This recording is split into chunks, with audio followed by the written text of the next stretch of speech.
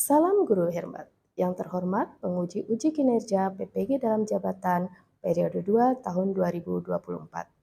Perkenalkan, saya Reni Yuliana, mahasiswa PPG dalam jabatan Program Studi Pendidikan Ekonomi LPTK Universitas Indraprasta PGRI dengan nomor peserta 201698371271.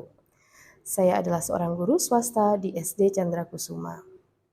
Pada kesempatan ini, saya akan melaksanakan praktek pembelajaran guna memenuhi tugas uji kinerja PPG dalam jabatan periode 2 tahun 2024. Mohon masukan dan saran agar pembelajaran yang saya lakukan ke depannya menjadi lebih baik. Selamat pagi semuanya. Baik, hari ini kita mau memulai kegiatan pembelajaran kita. Kita akan mulai dengan doa. Silahkan Ketua Kelas pimpin doa. Baik teman-teman, sebelum memulai pembelajaran kali ini ada baiknya kita berdoa menurut kepercayaan masing-masing. Berdoa dimulai.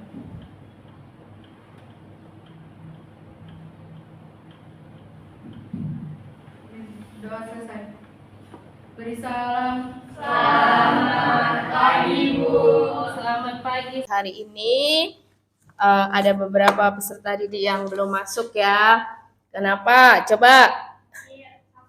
Melinda sakit. Rizky sakit. Anggi sakit. Ya, jadi banyak yang sakit, cuaca tidak bersahabat. Ada juga yang datang pakai jaket, ada yang pakai koyo gitu kan. Memang cuacanya sedang tidak baik-baik saja. Kalian harus tetap jaga kesehatan.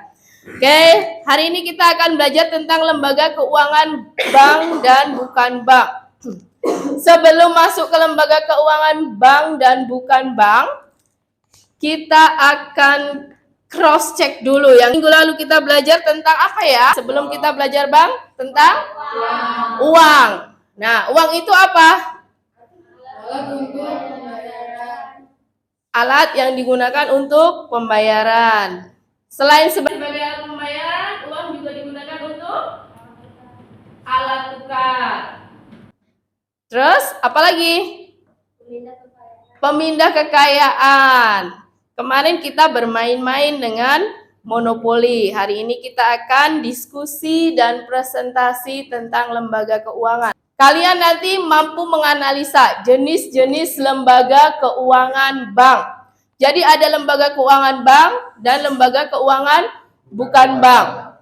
Nah, tujuan pembelajaran. Di dalam tujuan pembelajaran ini, setelah menganalisa jenis-jenisnya, baik lembaga keuangan bank maupun lembaga keuangan bukan bank, nanti kalian membuat kesimpulan. Perannya itu apa ya? Peran lembaga keuangan bank dan bukan bank untuk perekonomian Indonesia itu apa?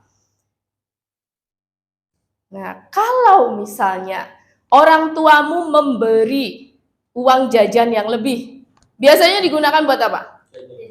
Jajan. Ditabung. Tabungnya di mana? Di tabungan khusus. Di dompet. Nah, berarti kalian sudah mulai belajar menabung. Apa itu menabung? Biasanya kalau kamu menabung itu di mana? Di bank. Ada yang di bank. Di bank itu kita ngapain aja? Apakah cuma menabung? Enggak. Bisa apa lagi? Bisa pinjam uang. Bisa transfer. Bisa apa lagi? Asuransi. Terus apa lagi yang bisa kita lakukan? Kegiatan yang dilakukan di bank apa lagi? Investasi. Boleh. Kamu mau mendirikan bank? Boleh.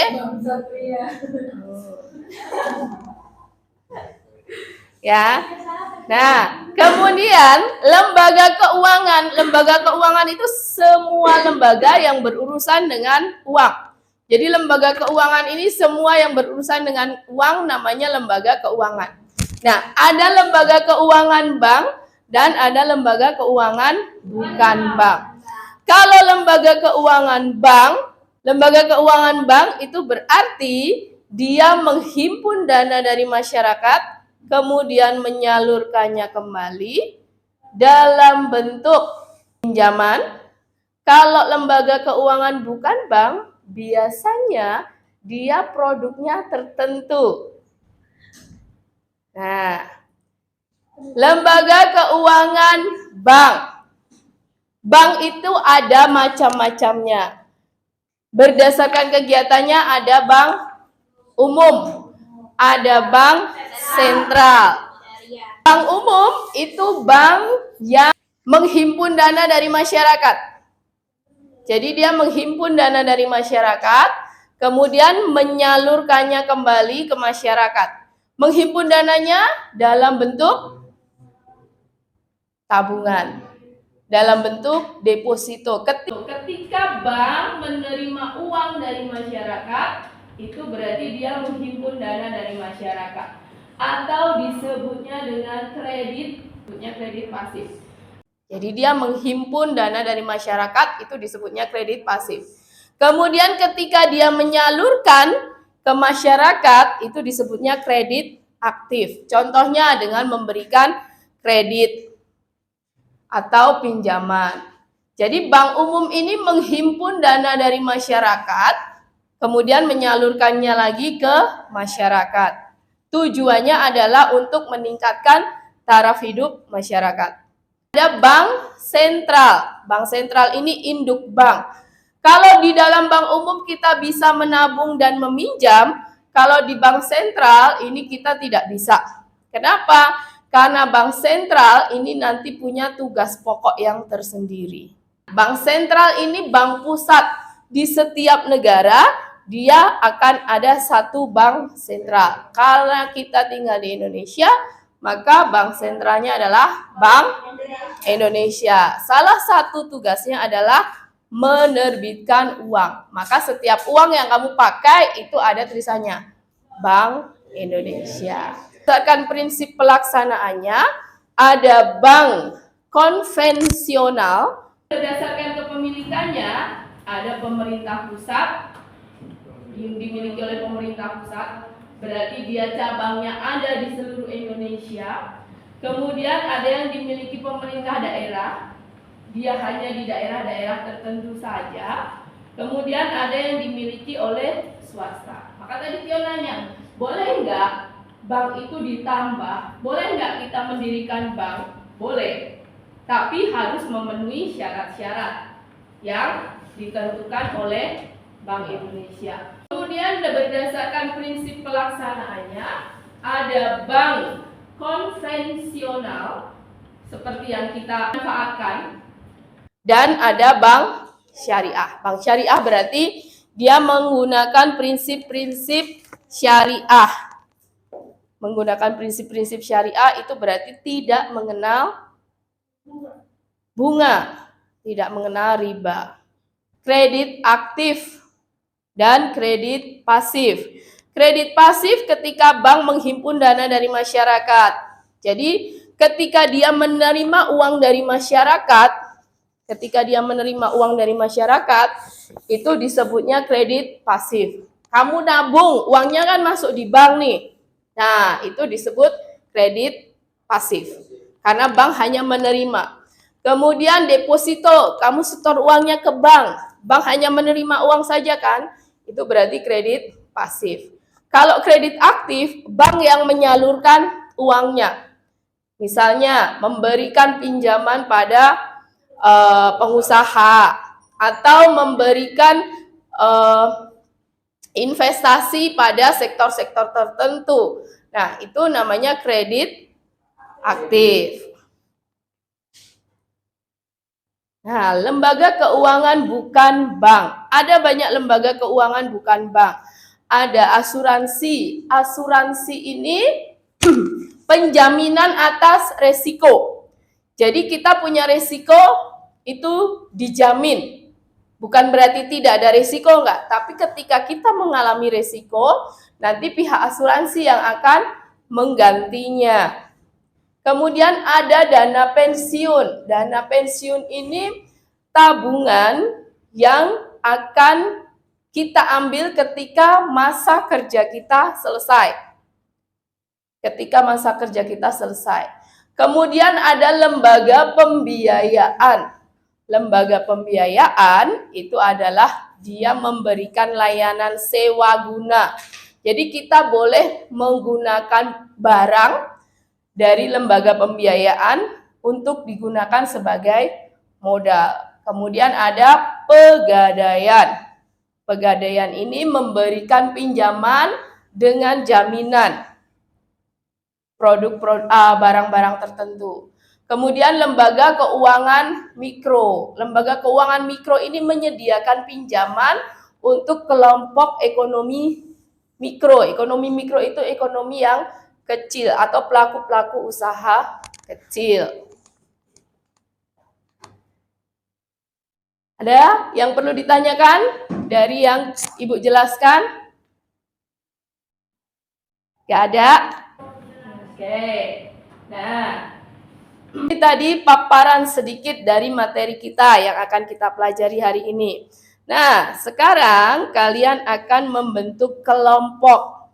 Jadi silahkan duduk sesuai kelompoknya. Kemudian kalian diskusikan seperti apa yang di LKPD. Jadi nanti Ibu bagikan LKPD-nya. Kalian tulis kelompoknya. Kemudian ada beberapa pertanyaan yang harus didiskusikan. Nah, setelah nanti didiskusikan, kalian presentasikan ke depan hasil diskusinya. Oke? Silahkan mulai duduk berkelompok.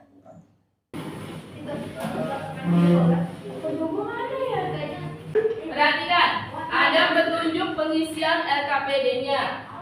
Kalian baca baik-baik. Kalian boleh mencari literasinya dari buku cetak atau internet. Nah, di buku cetak itu ada QR code yang bisa kalian scan. Ya, yang bisa kalian scan, jadi nanti bisa kalian baca di situ. Oke, kalau ada yang tidak jelas, silakan ditanyakan.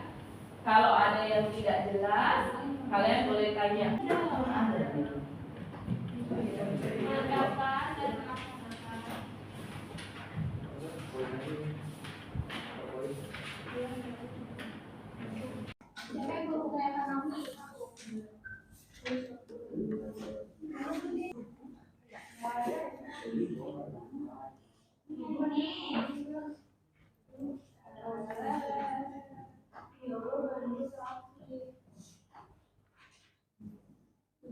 Ini bisa di-scan loh.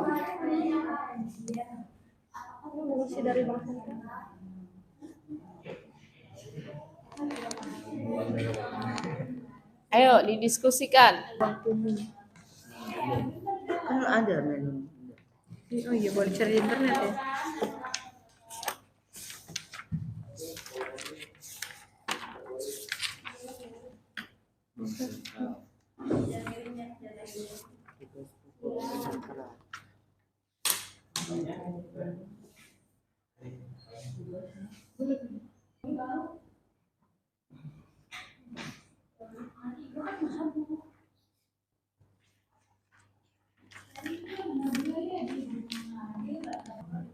Salah satunya itu. Jadi ada 3 tugas pokoknya. Yang pertama, Menjaga stabilitas rupiah. ya, menjaga stabilitas sistem pembayaran. Kemudian, Menetapkan dan melaksanakan kebijakan. ya, menetapkan dan melaksanakan kebijakan moneter. Kebijakan moneter itu apa? Kebijakan moneter itu kebijakan yang terkait dengan uang yang beredar. Jadi uang yang beredar di suatu negara itu dihitung berapa jumlahnya. Nah, bagaimana jumlahnya bisa bertambah, bisa berkurang, itu namanya kebijakan moneter. Ada lagi?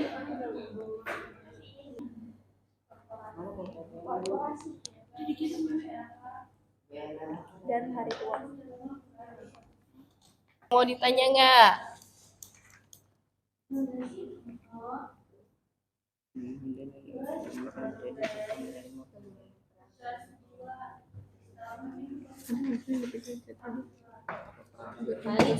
Sudah selesai ya hasil diskusinya ya. Ya, yuk Silahkan dipresentasikan hasil diskusinya dari mulai kelompok 1. Kelompok 1 dipersilakan. Assalamualaikum warahmatullahi wabarakatuh. Selamat pagi semuanya. Kita dari kelompok 1 ingin mempresentasikan tugas kelompok dari Mapel Ekonomi. Perkenalkan, nama saya Hanifatul Aulia. Saya Ahmad Fahri. Saya Raka. Saya Risma. Masih dari Bank Sentral. Bank Sentral adalah sebuah badan keuangan yang pada umumnya dimiliki pemerintah dan bertanggung jawab untuk mengatur kestabilan badan-badan keuangan serta menjamin agar kegiatan badan-badan keuangan tersebut dapat menciptakan tingkat kegiatan ekonomi yang tinggi dan stabil. Kemudian, Peran Bank Sentral dalam perekonomian. Bank Sentral mempunyai peran dalam perekonomian Indonesia, yaitu yang pertama, menetapkan dan menjalankan kebijakan moneter. Bank Indonesia membuat dan menjalankan stabil dan mendukung pertumbuhan ekonomi. Mengatur dan menjaga kelancaran sistem pembayaran. Ada 2 sistem pembayaran, tunai dan non-tunai. Teknologi mempermudah transaksi non-tunai melalui gadget. Bank Sentral bertanggung jawab menyusun standar dan aturan terkait sistem pembayaran. Yang ketiga, menjaga kestabilan sistem keuangan. Bank Sentral bertugas melakukan pengawasan ekonomi negara untuk menjaga stabilitas keuangan dengan mengawasi kebijakan makro resiko krisis guna menjaga keseimbangan sistem. Tujuan menurut Samuelson 2020, Bank Sentral memiliki sejumlah tujuan dalam menjalankan kebijakan moneter sesuai dengan tujuan ekonomi tersebut adalah sebagai berikut. 1. Mencapai pertumbuhan ekonomi yang tinggi dan berkesinambungan. 2. Penggunaan tenaga kerja yang tinggi, tingkat pengangguran yang rendah, stabilitas harga, stabilitas suku bunga, stabilitas pasar keuangan, dan stabilitas pasar nilai tukar. Apa itu bank umum? Bank umum adalah bank yang melaksanakan kegiatan usaha konvensional dan atau berdasarkan prinsip syariah yang dalam kegiatannya memberikan jasa lalu lintas pembayaran. Bank umum sering juga disebut bank komersial atau komersial bank dalam daftar resmi yang dimiliki oleh Bank Indonesia. Ada beberapa contoh yang bank umum, diantaranya BNI, BRI, Bank Danamon, BCA, dan lainnya. selanjutnya kegiatan bank umum. Yang pertama, memberikan kredit atau pembiayaan. Yang kedua, memindahkan uang baik untuk kepentingan sendiri maupun untuk kepentingan nasabah. Yang ketiga, menyediakan tempat untuk menyimpan barang dan surat berharga.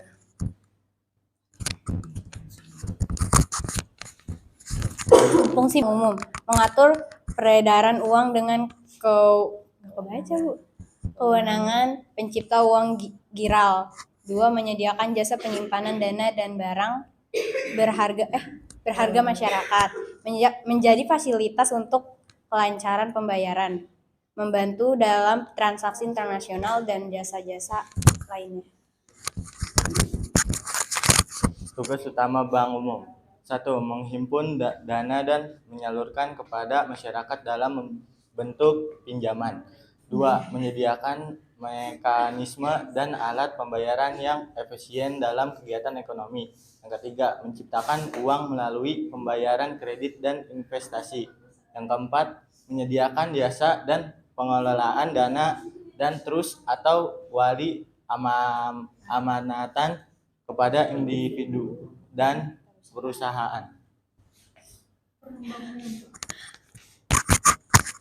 Terus ada peran bank umum, yaitu transaksi atau bank memberikan kemudahan bagi pelaku ekonomi untuk melakukan transaksi berbagai hal dengan produk-produk bank.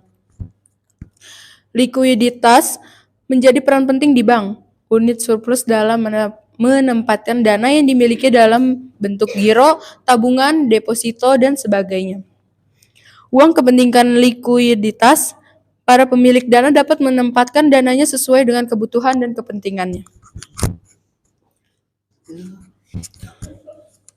Jenis bank umum terbagi menjadi 2, yaitu yang pertama bank devisa. bank yang memperoleh persetujuan atau ditunjuk oleh Bank Indonesia selaku bank sentral untuk melakukan aktivitas usaha di bidang perbankan dalam valuta asing. Kelebihan bank devisa adalah menawarkan jasa bank untuk berhubungan dengan mata uang asing. Yang kedua, bank non-devisa. Bank yang belum memiliki izin untuk menjalankan transaksi sebagai bank devisa sehingga tidak dapat melakukan transaksi seperti bank devisa. Terima kasih semuanya. Tepuk tangan untuk presentasi dari kelompok 1 dan tentang bank sentral dan bank umum. Mempresentasikan tentang asuransi. Selamat pagi semua. Pagi, Bu. Kami dari kelompok 3. Saya Feni Ardiani. Saya Felicia. Wayono. Ingin mempresentasikan apa itu asuransi, fungsi, kegiatan, dan perannya. Asuransi merupakan perjanjian antara perusahaan asuransi penanggung dan pemegang polis tertanggung, di mana tertanggung membayar sejumlah premi untuk mendapatkan pertanggungan atas resiko kerusakan tanggung jawab hukum kepada pihak ketiga yang mungkin diderita oleh tertanggung, menerima pembayaran yang didasarkan pada meninggal atau hidupnya tertanggung dengan manfaat yang besarnya telah ditetapkan dan atau didasarkan pada hasil pengelolaan dana. Kegiatan asuransi yaitu ada menemukan nasabah, membuat perjanjian polis asuransi, mengumpulkan biaya premi, dan menerima klaim dari nasabah dan mencairkannya. Fungsi asuransi. Asuransi berfungsi untuk membantu seseorang dalam mengantisipasi serta meminimalisir dampak finansial dari berbagai risiko kehidupan yang dapat terjadi kapan saja. Misalnya risiko kehilangan pekerjaan atau sumber penghasilan, risiko kesehatan maupun yang berkaitan dengan hobi yang disukai. Ya, di sini dapat dilihat peran asuransi. Pertama, peran asuransi sebagai mekanisme pendukung dalam pengelolaan risiko. Hal ini untuk mewujudkan perekonomian yang resilient dan mampu tumbuh berkelanjutan. Yang kedua, peran asuransi. Peran sektor peran penting dalam mendukung fungsi intermediasi dalam ekosistem perekonomian nasional dengan menyediakan kebutuhan pendanaan jangka panjang. Salah satunya diantaranya yang terkait dengan proyek strategis nasional atau PSN. Jika melihat kondisi selama pandemi COVID-19,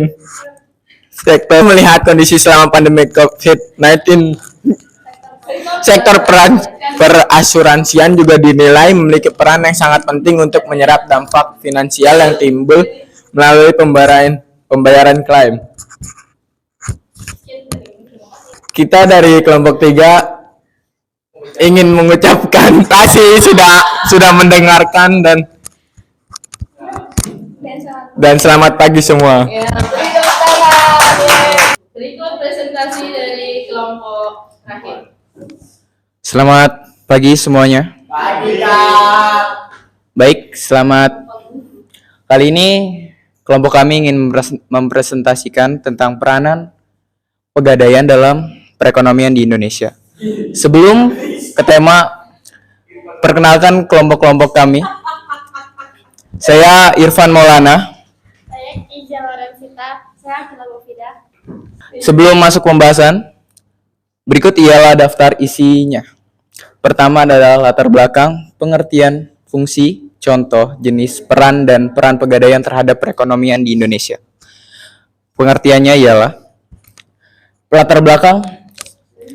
Mengapa kami mengusung tema pegadaian? Itu karena pegadaian sendiri memiliki peran dalam memajukan perekonomian negara.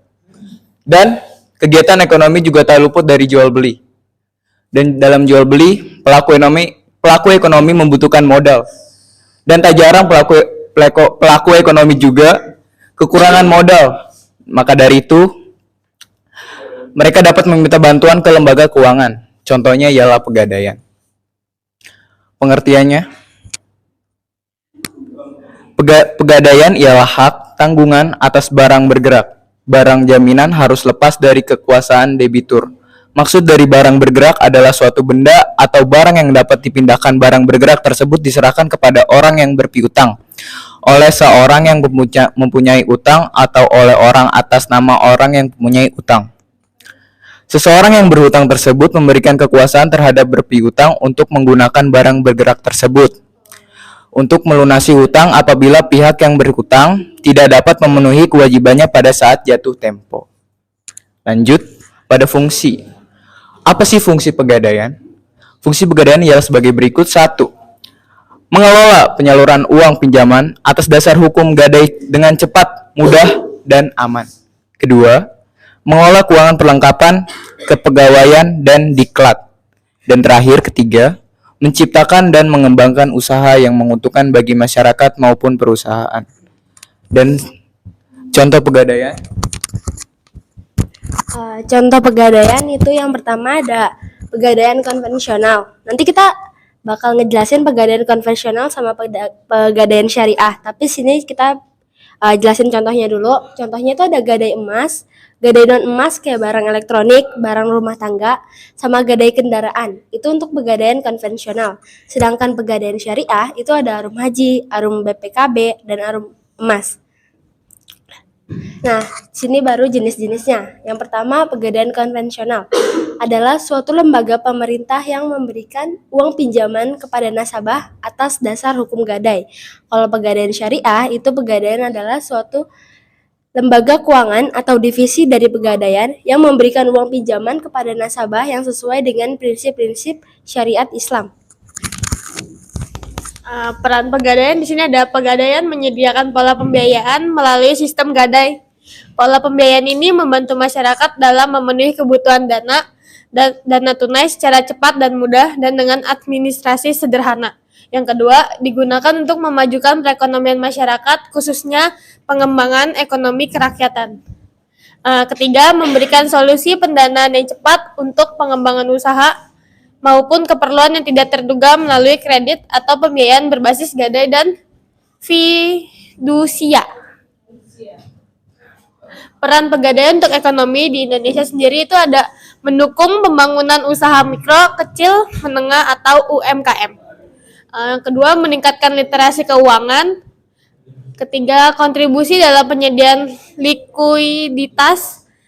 Terakhir, kita bisa juga memperkuat sektor pertanian dan perdesaan. Sekian, terima kasih. Ini dari kelompok. Untuk presentasinya dari masing-masing kelompok. Dari masing-masing kelompok sudah menyampaikan presentasinya, hasil diskusinya. Jadi dari Bank Sentral, dari Bank Umum, dari Pegadaian dan Asuransi, masing-masing memiliki peran dalam kegiatan perekonomian Indonesia. Jadi, dalam lembaga keuangan baik bank maupun bukan bank, itu adalah membantu masyarakat untuk meningkatkan perekonomian, baik itu perekonomian menengah, mikro, ataupun perekonomian secara umum. Jadi itu adalah tugas atau peran dari lembaga keuangan, baik bank maupun bukan bank. Sekarang, untuk mengecek apakah kalian sudah paham dengan apa yang dipelajari hari ini, kalian boleh ambil handphonenya, kita akan melakukan post tes. Ya, kembali duduk di tempat masing-masing.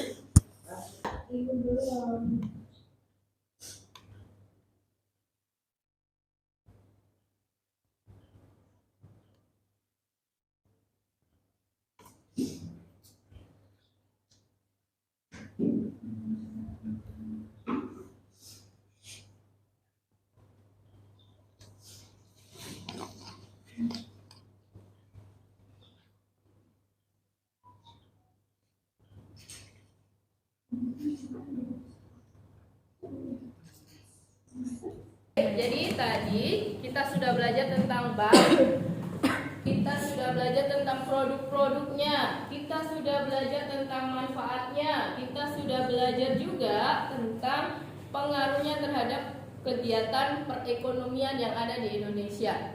Jadi bank itu akan lembaga keuangan itu ada di sekitar kehidupan kita sehari-hari. Akan lebih baik kalau kita memanfaatkan lembaga keuangan itu dengan bijak. Jadi dari kecil, dari sedini mungkin kalian memanfaatkan produk-produk perbankan. Misalkan dengan menabung atau investasi.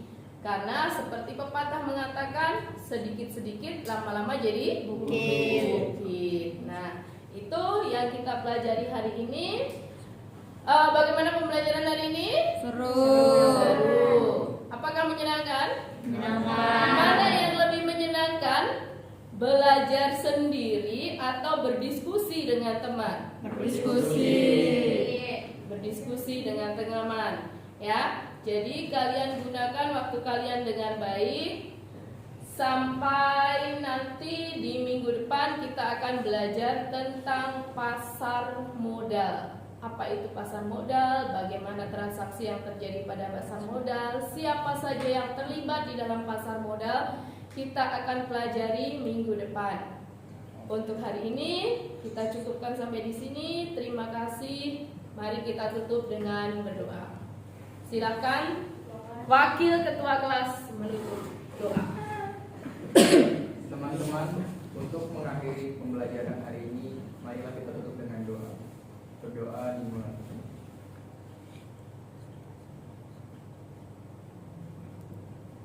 Selesai.